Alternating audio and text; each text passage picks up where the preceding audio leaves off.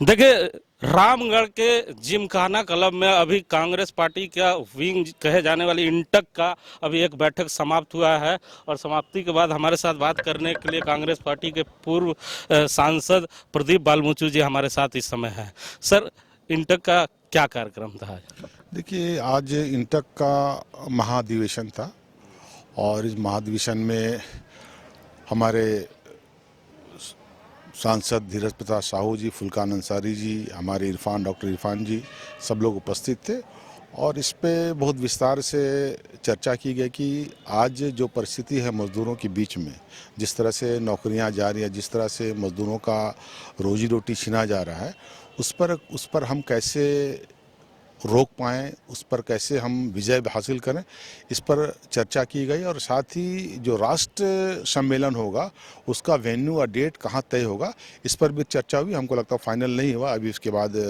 हमको लगता है आधा घंटा में पता चल जाएगा। और हमको लगता है कि ये कह सकते हैं कि ये जो रामगढ़ की धरती है, ये कहें कि यहीं से आंदोलन की शुरुआत होती है और हमको लगता है विजय का रास्ता यहीं से निकलता है।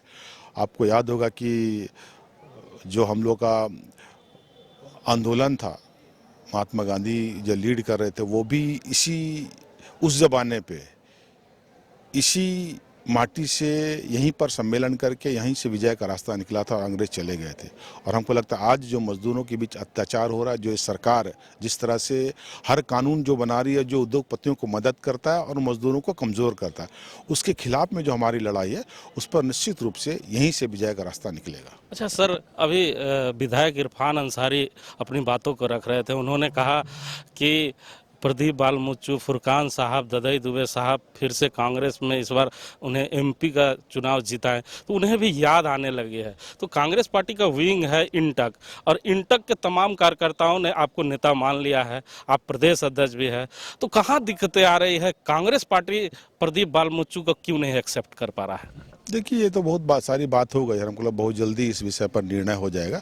अभी आवश्यकता इस बात की है कि किस तरह से हम मोदी सरकार को हटाएं। ठीक है, अब हम लोग मजदूर ज़मीन में काम करें। देखिए, यहाँ भी हैं, कल भी हम लोग उधर थे, सिमडेगा के साइड में थे। मेरा कहने का मतलब, हर दिन हम लोग काम कर रहे हैं और कोशिश कर रहे हैं कि जो मोदी सरकार का असली चेहरा है उसको जनता के बीच में ले जाएं। ये हो रहा है कि मीडिया के माध्यम से इस सरकार का असली चेहरा लोगों को नहीं पता चल रहा, और इसलिए हम लोग प्रयास कर रहे हैं कि अपने मजदूरों के मजदूर आंदोलन के माध्यम से, मजदूर नेताओं के माध्यम से और जो हमारे कांग्रेस के कार्यकर्ता हैं उनके माध्यम से जो केंद्र सरकार का जो चेहरा है उसको लोगों को बताएं, ताकि लोगों को पता चले किस तरह से महंगाई की मार पड़ रही है, किस तरह से लोगों की नौकरियाँ जा रही है। अब तो आपको पता होगा कि अब नौकरी, जो बेरोजगार का आंकड़ा है, तो वो भी आपको नहीं मिलेगा। ये सरकार उसको भी बंद कर दी, वो ब्यूरो ही बंद कर दिए।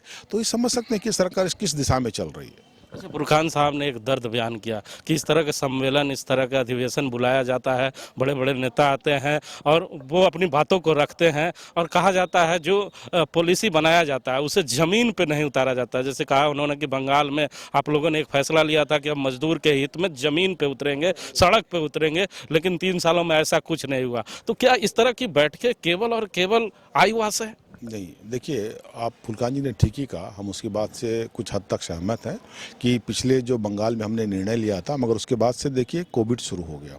करीब 2.5 साल से कोविड चल रहा है और उसके चलते आज भी हमने अपने भाषण में कहा कि हम लोग थोड़ा सो गए थे।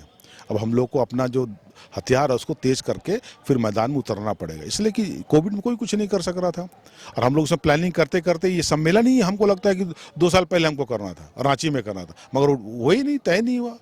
तो मेरा कहने का मतलब कि परिस्थितियाँ आई ऐसी, मगर हमको लगता है कि ज़रूर है, जब तक हम ज़मीन पे काम नहीं करेंगे, लड़ाई नहीं लड़ेंगे, लोगों का दिल नहीं जीतेंगे, मजदूरों के हक में काम नहीं करेंगे, तब तक लोग हमारे पीछे नहीं आने वाले हैं। इसलिए अगर उनको लाना है तो हम लोग को लड़ाई लड़नी पड़ेगी। अच्छा, हमारे जो दर्शक सुनना चाहते हैं और कई कांग्रेसी सुनना चाहते हैं, जरा सर बता दें कि नया साल में कांग्रेस पार्टी में प्रदीप दिखेंगे? निश्चित रूप से हम दिखेंगे। तो सुना आपने, साल में प्रदीप बालमुचु कांग्रेस पार्टी में जरूर दिखेंगे। उनके चेहरे की मुस्कान बता रही है कि नए साल में कांग्रेस पार्टी शुभ समाचार देगी और पूर्व प्रदेश अध्यक्ष प्रदीप बालमुचु कांग्रेस में वापसी होगी। कैमरामैन देवेंद्र के साथ जीपी मंसूर।